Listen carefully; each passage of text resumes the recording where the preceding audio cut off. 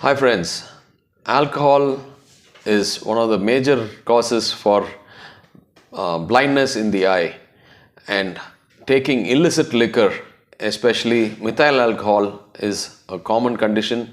Recently in Tamil Nadu, in Kallakurchi, a lot of people lost their vision and their lives. The reason is because of optic nerve injury.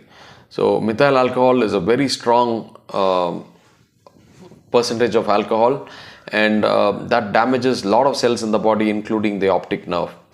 The treatment remedies are to give ethyl alcohol injections or dialysis, whereby you clean up the system, but it should be done within 6 hours. If it is prolonged and they still have optic nerve injury, the best remedy is to give steroid injections and try to decrease the inflammation.